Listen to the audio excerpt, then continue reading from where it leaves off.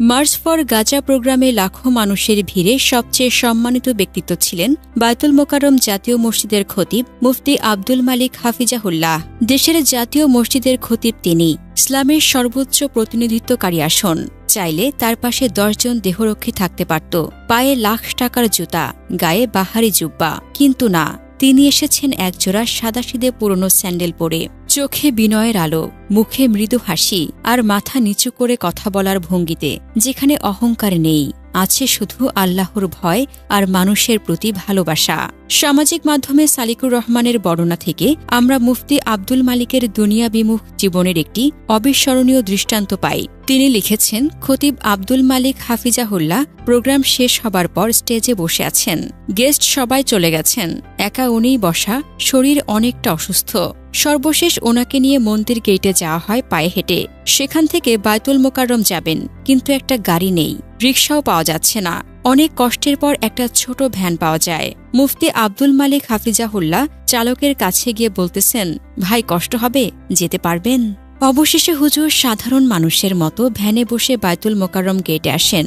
আমাদের আসুন্নাহ ফাউন্ডেশনের স্বেচ্ছাসেবকরা দৌড়ে হুজুরের সাথে বায়তুল মোকাররম গেটে আসেন।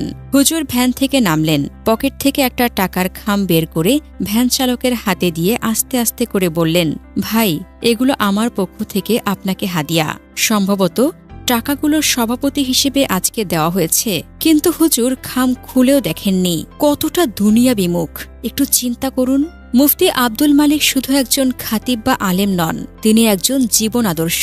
তার সাদাসিধে জীবন, নম্র ব্যবহার এবং দুনিয়ার প্রতি উদাসীনতা আমাদের শেখায় যে সত্যিকারের মহত্ব পদ পদবি বা সম্পদে নয়, বরং হৃদয়ের পবিত্রতা ও আল্লাহর প্রতি ভালোবাসায়। তার জুতার সরলতা থেকে শুরু করে একজন ভ্যান চালকের প্রতি বিনয়ী আচরণ সবই প্রমাণ করে তিনি একজন মানুষ, যিনি কথা ও কাজে এক। তিনি আমাদের জন্য একটি উজ্জ্বল দৃষ্টান্ত, যিনি দেখিয়ে দেন কিভাবে ঈমান ও মানবিকতার সমন্বয়ে জীবন গড়া যায়।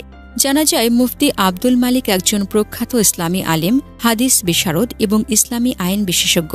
তিনি 1969 সালের 29 আগস্ট কুমিল্লার লাকসাম উপজেলার সারাসপুরে জন্মগ্রহণ করেন। তার পিতা মাওলানা শামসুল হক ছিলেন একজন আলেম, যিনি তার প্রাথমিক শিক্ষার ভিত্তি গড়ে দেন। তিনি চাঁদপুরের খিরিহারা কওমি মাদ্রাসায় পড়াশোনা শুরু করেন এবং পরে পাকিস্তানের জামিয়া উলুমুল ইসলামিয়া দাওরায়ে হাদিস সম্পন্ন করেন। এছাড়া তিনি উপমহাদেশের প্রখ্যাত মুফতি তাকি উসমানীর তত্ত্বাবধানে ফিকহ ও ফতোয়া অধ্যয়ন করেন এবং সৌদি আরবের শায়েখ আব্দুল ফাত্তাহ আবু গুদ্দাহর অধীনে হাদিস ও ইসলামী আইন নিয়ে গবেষণা করেন। 1996 সালে তিনি তার বড় ভাই মুফতি আবুল হাসান মোহাম্মদ আবদুল্লাহর সঙ্গে মিলে ঢাকার মারকাজুদ দাওয়াহ আল ইসলামিয়া প্রতিষ্ঠান গড়ে তোলেন, যেখানে তিনি শিক্ষা সচিব ও উচ্চতর হাদিস গবেষণা বিভাগের প্রধান হিসেবে দায়িত্ব পালন করেছেন। তিনি জামিয়াতুল উলুম আল ইসলামিয়া ঢাকার শাইখুল হাদিস এবং মাসিক আল কাউসার পত্রিকার প্রতিষ্ঠাতা সম্পাদক। 2012 সালে তিনি বাংলাদেশ কওমি মাদ্রাসা শিক্ষা কমিশনের সদস্য এবং 2019 সালে ইসলামিক ফাউন্ডেশনের জাতীয় চাঁদ দেখা কমিটির প্রধান হিসেবে নিযুক্ত হন। 2024 সালের অক্টোবরে তিনি বায়তুল মোকাররম জাতীয় মসজিদের খতিব হিসেবে যুক্ত হন, যেখানে তিনি তার জ্ঞান, নম্রতা ও ঈমানী চেতনা দিয়ে মানুষের হৃদয় জয় করেছেন।